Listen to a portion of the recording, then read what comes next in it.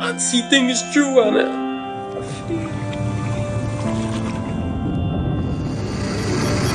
दोस्तों कल्पना कीजिए कि आपको एक 31 इंच चौड़ी तेल कोटेड पाइप आपको एक हवा की रफ्तार से अंदर की तरफ खींच ले। ये जो 5 लोग हैं ये अपने आप को एक ऐसी ही सिचुएशन में पाते हैं जो कि दिल दहला देने वाली है। दोस्तों इन 5 लोगों में से केवल एक ही जिंदा बच पाता है ताकि वे अपनी एक अनसुनी कहानी को दुनिया के सामने रख सके। और एक गोप्रो कैमरा जो इनमें से किसी एक व्यक्ति के सूट में लगा होता है और इस कैमरे के अंदर वे सारे दृश्य रिकॉर्ड हो जाते हैं जिनको देखकर आपके हाथ पांव भी कांपने पर मजबूर हो जाएंगे। दोस्तों समुद्र से 60 फीट नीचे 31 इंच चौड़ी क्रूड ऑयल से भरी हुई पाइप में ये लोग 2 दिन तक फंसे रहे थे और यही घटना घटी थी इन 5 लोगों के साथ में। और ये 5 लोग थे यूसुफ, क्रिस्टोफर, काजिम, फैजल और ऋषि। इन 5 लोगों में से केवल क्रिस्टोफर ही जिंदा बच पाया था, बाकी सब मारे गए। दोस्तों पाइप में फंसे रहने के बाद इन 5 लोगों के साथ जो घटना घटी वो बहुत ही भयानक और दिल को दहला देने वाली थी। तो चलिए दोस्तों जानते हैं पारिया कंपनी के उस खतरनाक घटना के बारे में जिससे सुनने के बाद लोगों के दिल दहल जाते हैं। दोस्तों ये दिन होता है 25 फरवरी 2022 से साउथ अमेरिका के नॉर्दर्न कोस्ट में पॉइंट पीरियर नाम के कोस्टल टाउन में एक पारिया नाम की कंपनी लोकेटेड है। दोस्तों ये 5 लोग जिनके साथ यह हादसा होता है ये इस पारिया नाम की कंपनी में जो तेल पाइपलाइन होती है उनमें मेंटेनेंस का काम किया करते थे। लेकिन दोस्तों इन लोगों का दुर्भाग्य देखो कि ये उस दिन उस पाइपलाइन के हिस्से में काम कर रहे थे जो काफी समय से बंद पड़ी थी। यह एक यू शेप्ड पाइपलाइन था जिसके एक हिस्से में ऑयल टैंकर्स अपने कच्चे तेल को अनलोड करते थे और इसको बर्थ 5 कहा जाता था।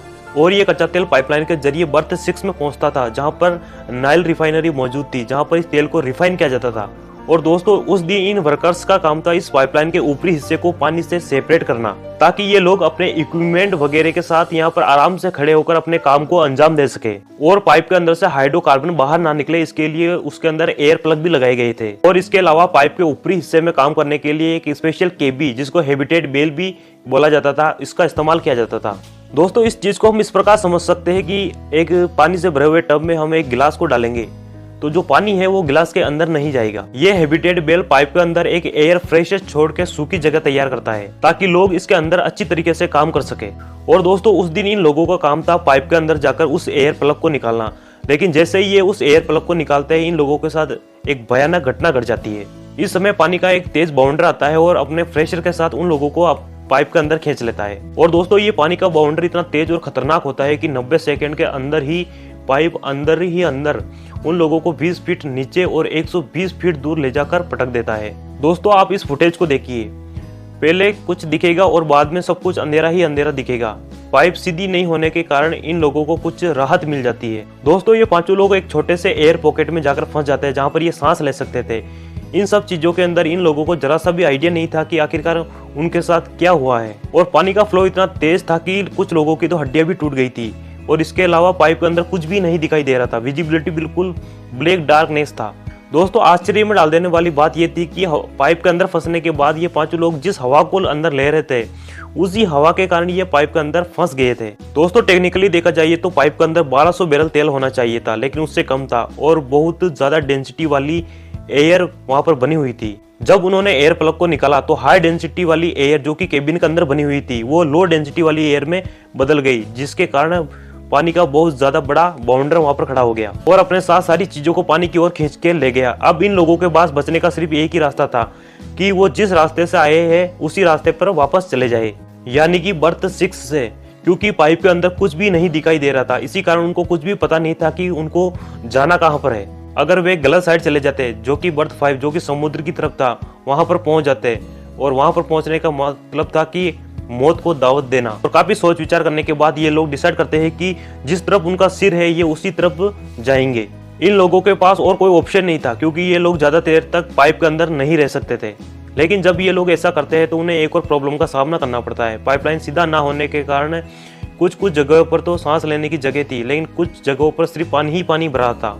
अगर ये लोग अपनी सांस को रोककर पानी के अंदर से जाने की कोशिश करते और आगे सांस लेने की अगर जगह नहीं मिलती तो उनकी वहां ही पर तुरंत मौत हो सकती थी। इस जगह से क्रिस्टोफर और फेजल दोनों डिसाइड करते हैं कि ये दोनों आगे जाएंगे। इन लोगों का प्लान जो था वो सिंपल था कि ये दोनों पहले बाहर निकलेंगे उसके बाद इन तीनों के लिए मदद भेजेंगे। वह दोनों आगे की तरफ बढ़ते हैं और एक और एयर पॉकेट में फंस जाते हैं। तभी एक चमत्कार होता है, उनको महसूस होता है कि उनके सामने एक ऑक्सीजन टैंक पड़ा है जिसकी वजह से वे पानी के अंदर ज्यादा देर तक जा सकते थे। लेकिन समस्या ये थी कि अंधेरा होने के कारण उनको कुछ भी नहीं दिखाई दे रहा था कि ऑक्सीजन टैंक के अंदर कितनी ऑक्सीजन है। वे ऑक्सीजन टैंक खत्म होने वाला ही था, तभी वे एक और चीज से टकराते और वे एक और चीज थी, एक और ऑक्सीजन टैंक। लेकिन इस ऑक्सीजन टैंक का जो माउथ पीस था वो नहीं था, ये वो चीज होती है जिसे मुंह पे लगाकर ऑक्सीजन को अंदर ली जाती है। और इसी वजह से उनको ऑक्सीजन टैंक की जो ओपनिंग होती है उसके अंदर अपना मुंह डालना पड़ा। और इसी के साथ साथ जो पूरा ऑयल होता है वो उनके मुंह में चला जाता है।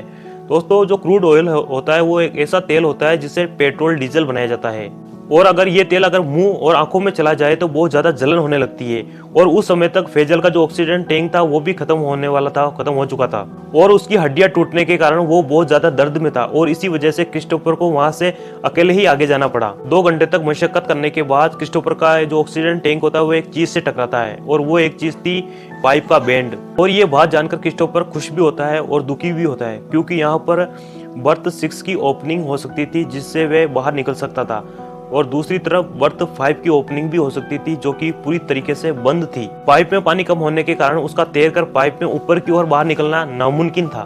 तो ये भी एक बड़ी प्रॉब्लम बन गई थी। तो वह जोर जोर से पाइप को मारने लगा और जोर जोर से आवाज करने लगा। इस वक्त कुछ रेस्क्यू करने वाले लोग उसकी आवाज सुनते हैं और पाइप के अंदर चेन डालकर उसको बाहर की तरफ निकालते हैं। दोस्तों, जैसे ही क्रिस्टोफर बाहर निकलता है तो वह पहली बात ये बोलता है कि उसके 4 और दोस्त पाइप के अंदर फंसे हैं और अभी तक जिंदा है, उनको मदद की सख्त जरूरत है। यहाँ पर उन लोगों को तेल को धीरे धीरे एक्सट्रैक्ट करना चाहिए था, यहाँ कुछ और रेस्क्यू मेथड अपनाना चाहिए था। कंपनी के रेस्क्यूअर उनकी मदद करने के लिए जाने वाले ही थे, तब भी कंपनी ने उनको अंदर जाने के लिए सख्त मना कर दिया, क्योंकि कंपनी के पास ज्यादा बड़े ऑक्सीजन सिलेंडर नहीं थे। इसलिए अगर और रेस्क्यूअर अगर नीचे जाते उनको बचाने के लिए तो उनकी जान भी खतरे में पड़ सकती थी। और ये बात सुनते ही क्रिस्टोफर खुद अपने दोस्तों को बचाने जाने वाला ही था, तभी कंपनी ने उसको भी रोक दिया। जब क्रिस्टोफर ने कंपनी वालों को सब बीती बताई तो जो रेस्क्यूअर थे वो पाइप को और जोर जोर से पीटने लगे ताकि ये पता लग सके कि वो चारों लोग एग्जैक्ट कहां पर है। यहाँ तक कि वो चारों लोग भी पाइप को वापस पीट कर रिस्पॉन्ड कर रहे थे। दोस्तों, आप ये फुटेज देख सकते हो।